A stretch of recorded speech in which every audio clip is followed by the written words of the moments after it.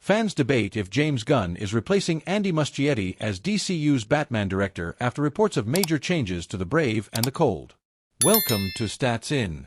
If you're just joining us, please subscribe and don't forget to turn on notifications bell for more video. Please like, share and subscribe for more.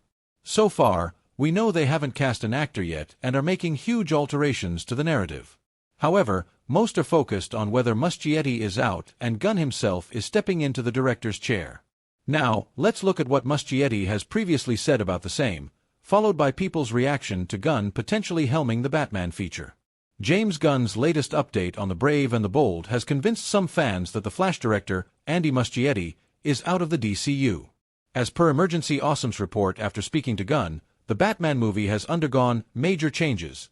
According to the same user, the filmmaker confirmed that a writer has been attached to the project and that he's aware of the story direction. Moreover, they'll start production after Matt Reeves completes the Batman Part 2, and due to the overlapping timelines, it's unlikely that DC Studios will rush Gunn's Batman anytime soon.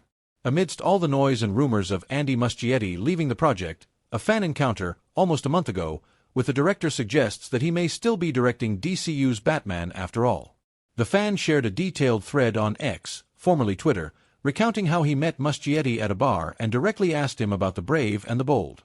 But not everyone's on board with the idea because they believe his work simply doesn't match the aesthetic and tonal demands of Batman.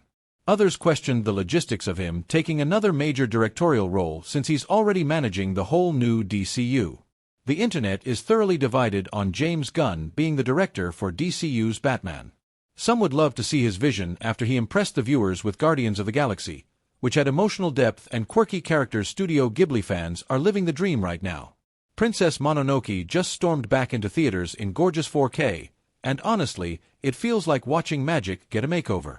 The IMAX run raked in over $4.1 million in North America via Collider, more than twice what it earned the first time around. Not bad for a film that's been around since 1997. Every frame of this movie feels alive. If Mononoke can pull this off, think about what the other masterpieces can do in 4K. These films aren't just stories. There is heartbreak, there is hope, and there is pure wonder in these movies. Each one hits differently. Here are 10 movies that need to be re-released once more, and this time in 4K. The reactions span the whole emotional spectrum. Some are excited, while others dread the thought of it. But what's your take on Gunn directing The Dark Knight? Do you think he'll do a good job, or should they stick with Andy Muschietti? No release date for The Brave. My Neighbor Totoro is about two sisters. Satsuki and Mei move to the countryside while their mother is recovering. This countryside is filled with rustling trees and fields. Among them, the sisters stumble upon Totoro. He is a giant and looks very fluffy. He is actually a forest spirit who feels like every child's dream come to life. There's no big villain here, no world to save, just the quiet magic of growing up, giggling, and believing. It's about how imagination helps you stay brave when life feels a bit wobbly. Every frame feels like it has childhood bottled up. Watching it in 4K would be amazing. Some movies make you sad, and then there's Grave of the Fireflies. The movie just rips your heart clean out. Even the toughest viewers can't get through it dry-eyed. It's one of Studio Ghibli's most soul-crushingly beautiful films, gentle on the surface, but emotionally brutal underneath.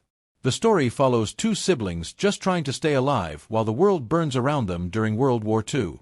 There's no magic, no escape, no soft landing. Just raw humanity and the small, stubborn hope of two kids who have nothing left but each other. The kicker? It's rooted in real events. This makes every tear sting just a little more.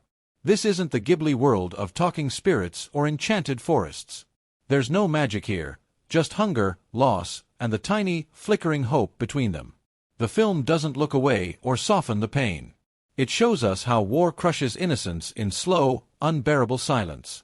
Yet, every frame is achingly beautiful, painted with empathy and quiet grace. De Howell's moving castle tells the story of Sophie. She is a young woman who gets cursed by a witch and suddenly turns into an old lady. And because of that, she ends up in the moving and clanking home. It is an impossible-to-describe home of the mysterious Howl. What follows is part fairy tale and part anti-war parable. It is also a sweet love story that doesn't follow any of the usual rules. When it was first released, The movie stirred mixed reactions. Some loved its whimsy, others found it too abstract. But over the years, James Gunn hints Ultraman might already exist on Salvation, connecting Superman's story with Peacemaker's shocking ending. Welcome to Stats In. If you're just joining us, please subscribe and don't forget to turn on notifications bell for more video. Please like, share and subscribe for more. Now, while James Gunn teased Ultraman's possible appearance in Salvation Planet, and it already sparked buzz among fans, this potential crossover also poses great threats. Because if he somehow ended up on the planet Salvation after being sent through a black hole, things could get very dangerous, since Ultraman isn't just any villain. James Gunn may have just dropped a huge clue about the DC Universe's future.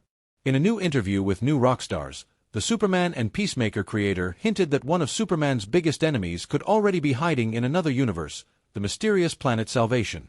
Fans first saw this planet in Peacemaker Season 2, where Rick Flag Jr. trapped Peacemaker at the end. Meanwhile, in Gunn's Superman movie that was released previously, we saw Ultraman, an evil version of Superman, being sent through a black hole. This made fans wonder if both characters might actually be in the same place. Host Eric Voss asked, "Could Ultraman perhaps be in that other dimension where Salvation is?" Gunn replied, "Salvation is in another. It's in a totally different universe. So that you can't just get on a ship and fly, 20 million light-years and get to Earth. It's just not going to happen. It's a dimensional place and Ultraman could be, but that would be quite a huge coincidence." When asked about this theory, Gunn revealed that Salvation exists in a completely different universe, not just far away in space. But when pressed about Ultraman possibly being there, he teased he could be. This small answer has fans buzzing about a major DCU crossover already being set up. Meanwhile, amid the discussion about Ultraman's possible existence on Planet Salvation, Peacemaker Season 2 did indeed establish a connection with DCU's upcoming Man of Tomorrow. Because, by the end of the show's finale, we see Rick Flag Jr. and his ARGUS team forcing Peacemaker through the portal and trapping him on Planet Salvation. He's basically an evil version of Superman, made by Lex Luthor using a strand of Superman's hair, thus giving him the same powers as the hero, but none of his morals. That means he can fly, shoot heat rays from his eyes, and take massive hits without getting hurt. Therefore, on a planet like Salvation, which is already unstable, having someone like Ultraman could turn it into a disaster zone. Peacemaker, who is just a skilled human, would stand no chance against someone like him. Meanwhile, what makes Ultraman's situation even worse is that he might not even be in full control of his mind. In the DCU, Ultraman is made as a clone of Superman who follows commands from a control system. But after being pulled through a black hole, that system may have been destroyed. So instead of a thinking villain with a plan, we'd have a mindless, super-strong being acting on pure instinct. That's what Peacemaker could be stuck with. So, if Ultraman is